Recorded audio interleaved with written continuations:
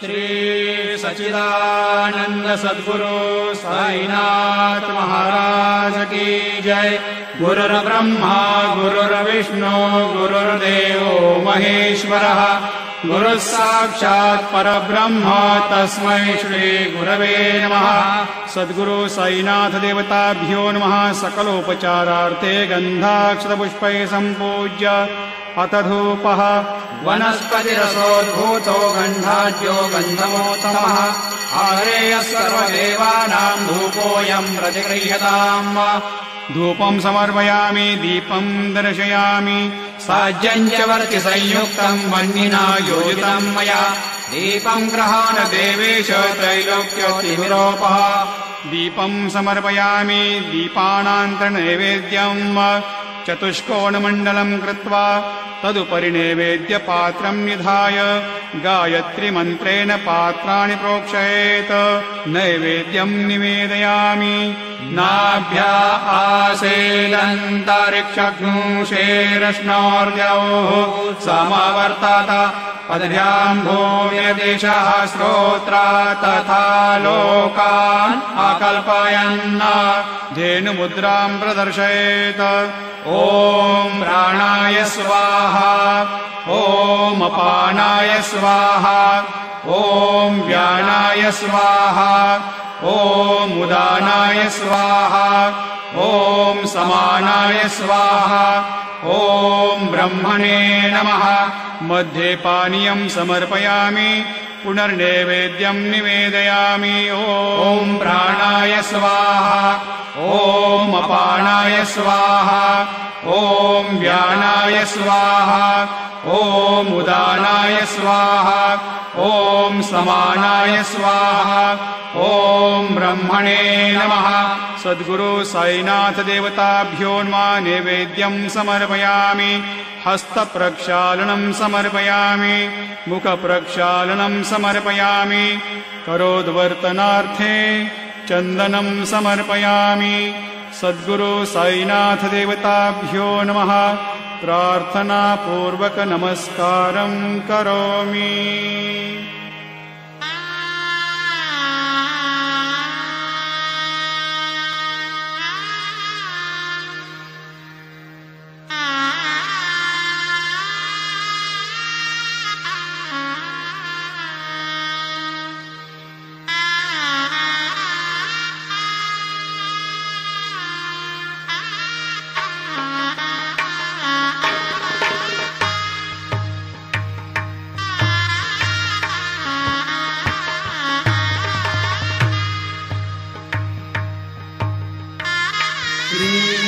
सच्चिदानंद सद्गुरु साईनाथ महाराज की जय। घेऊनी पंचारती करू बाबांची आरती करू साईंची आरती करू बाबांची आरती। उठा उठा हो बांधव हो वाळू हार माधव साई माधव हो वाळू हार माधव। मन पाहू गंभीर हे ध्यान साईचे हे ध्यान पाहू गंभीर हे ध्यान। कृष्ण माथा दत्त साई जगो चित्त तुझे पाई चित्त बाबा पाई जगो चित्त तुझे पाई। आरती साई बाबा सत्य दातार जीवा चरण दिसावा भक्ता दिसावा। आरती साई बाबा जाणूनी आनंद स्वस्वरूपी राजे चंद मुमुक्ष जनादारी निज डोळाशी रंग डोळाशी रंग। आरती साई बाबा जयमनी जैसा भाव दया तैसा अनुभव गाविसी दया घना ऐसी तुझी ही माव तुझी ही माव। आरती साई बाबा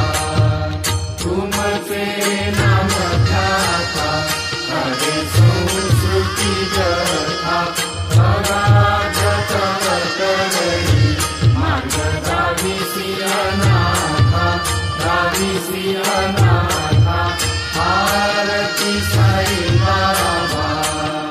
कलियुगी अवतार सगुण पर ब्रह्म साकार अवतीर्ण झाला से स्वामी भक्त दिगंबर आरती साई बाबा आधा गुरुवारी भक्त करीची वारी प्रभु पद पहावया भव भय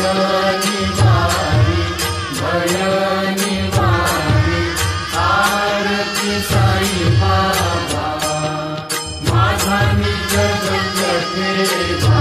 तव चरण सेवा मागणे हेची आता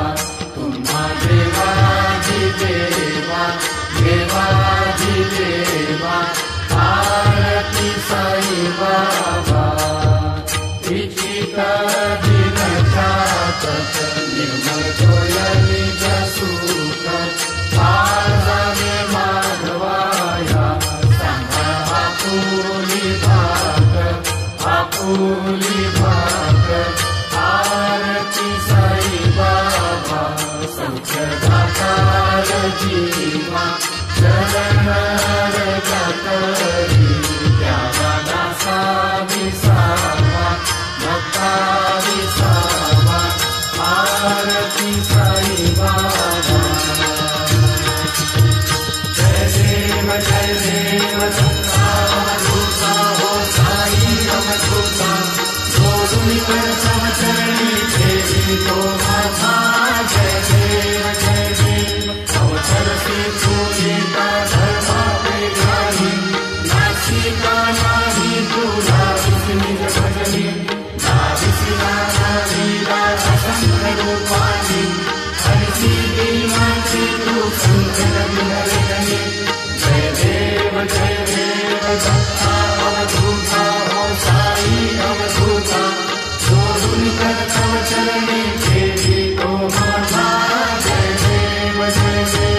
यवनस्वती वेद्या दर्शन क्वादि भले संशय निरसनिया प्रकटैता गाधले गोपी चंदा मंदा सासी उद्धरिले मोहिन वंशी जन्मुनि लोका कार्ये जय देव दत्ता अवधूता हो साई अवधूता जोडून कर तव चरणी ठेवी तो माथा जय देव वेदन तत्वी हिंदू यवनांचा काही दावायासी झाला पुनर्विनर्तेही साहस प्रेमाने तो हिंदू यवनाही दाहिसी आत्मत्वाने व्यापक हा साई जय देव दत्ता अवधूता हो साई अवधूता जोडून कर तव चरणी ठेवी तो माथा जय देव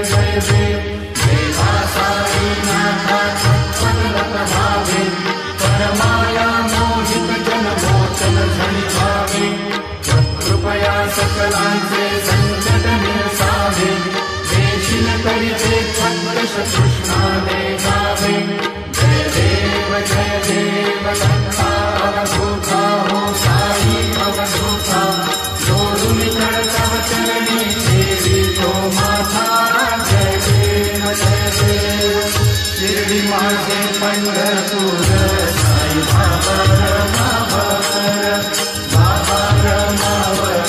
साई बाबा रमावर शुद्ध भक्ती चंद्र भागा भाव कुंडलिक जागा भाव कुंडलिक जागा याहो अवधे जन करू भावासी वंदन साई सी वंदन करू भावासी वंदन गणू म्हणे बाबा साई भाव माझे आई भाव माझे आई भाव माझे आई गाणी लोकांना बंधीन चरण तुझे आनंद पूजन भावे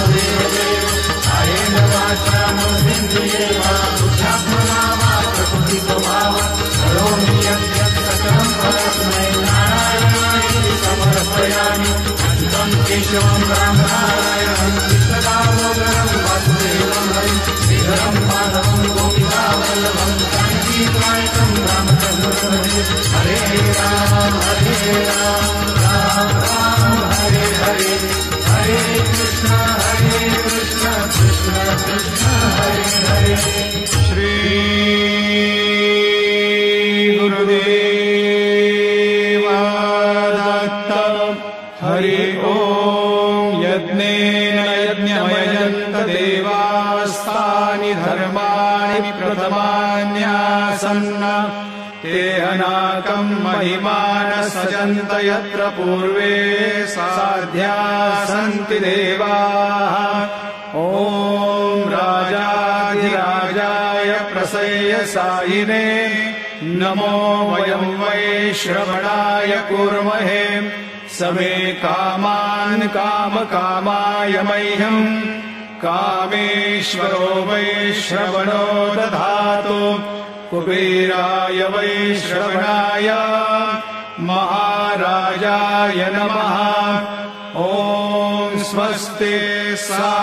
साम्राज्यम् भोज्यम् स्वाराज्यम् वैराज्यम् पारमेष्ठम् राज्यम् महाराज्यमाधिपत्यमयम् समन्तपर्यात् ईस्यात् सार्वभौमः सार्वायुषान्तादापरार्धार्थम् पृथिव्यै समुद्रपर्यन्ताया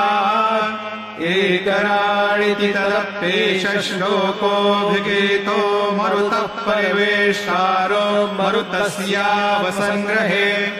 आवीक्षितस्य कामप्रेर्विश्वे देवाः सभासदैति श्रीनारायण वासुदेवाय सच्चिदानन्द सद्गुरु साईनाथ महाराज की जय। अनन्तातुलाते कसे स्तवामि अनन्तातुलाते कसे नमामि अनन्तामुखान्ता शिवे शेषगाथा नमस्कार साष्टांग श्री साईनाथा स्मरामि मनीषा वदामि च भावे पुरावे करि भक्ति साक्षी स्वभावे करावे जगाकारुणी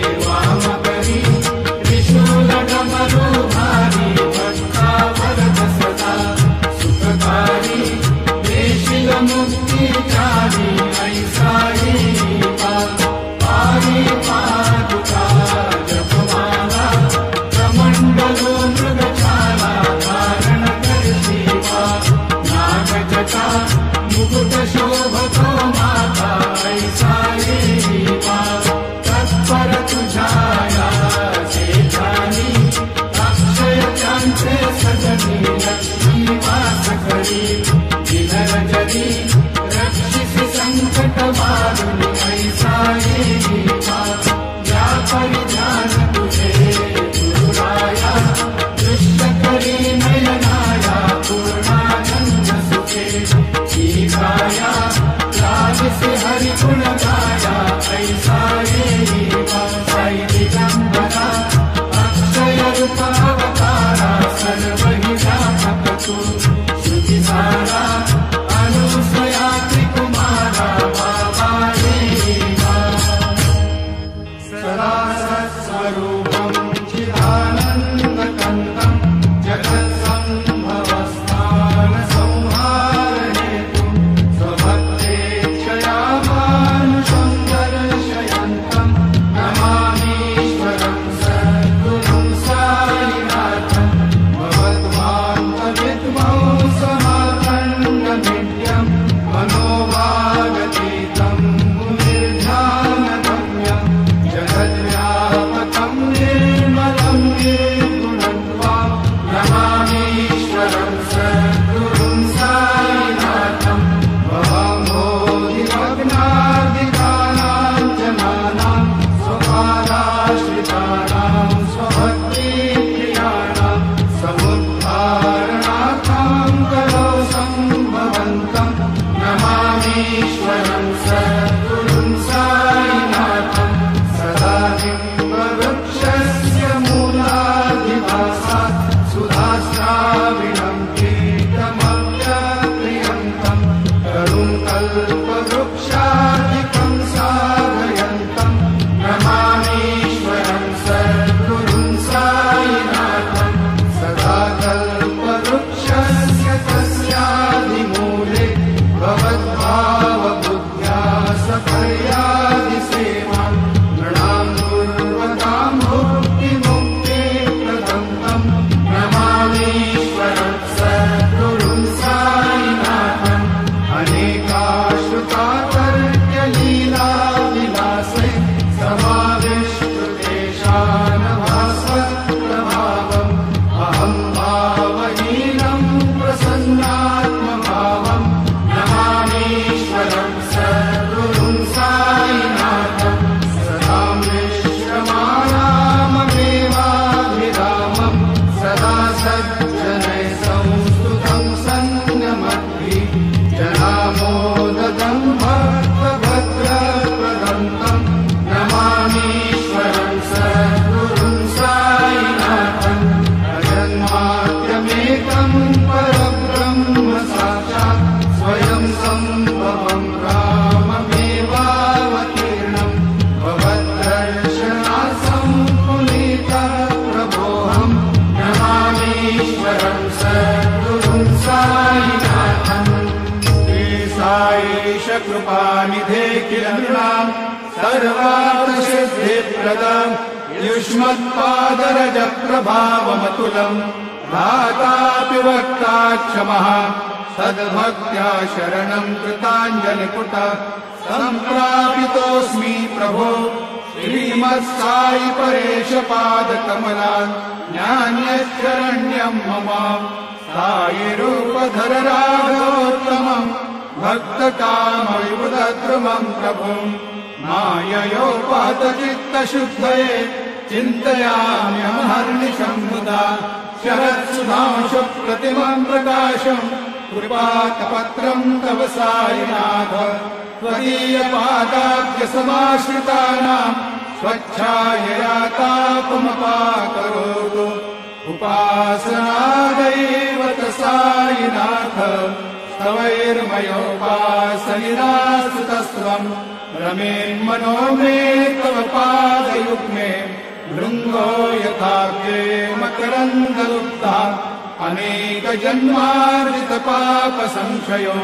भवेद्भवत्पादसरोजदर्शनात् क्षमस्व सर्वान् अपराधपुञ्जकान् प्रसीद साई सद्गुरो दयानिधे श्री साईनाथ चरणामृतपूतचित्तास् तत्पादसेवनरता सततं च भक्त्या संसारजन्यदुरितौ धर्मनिर्गतास्ते कैवल्यधाम परमं समवाप्नुवन्ति स्तोत्रमेतत्पठे भक्त्या यो नरस्तन्मना सदा सद्गुरो साईनाथस्य कृपापात्रम् भवेद्ध्रुवम् करचरणकृतं वा कायजं कर्मजं वा श्रवणनयनजं वा मानसं वापराधं विहितमविहितं वा सर्वमेतत्क्षमस्व जय जय करुणाब्धे श्री प्रभो साईनाथ श्री सच्चिदानंद सद्गुरु साईनाथ महाराज की जय।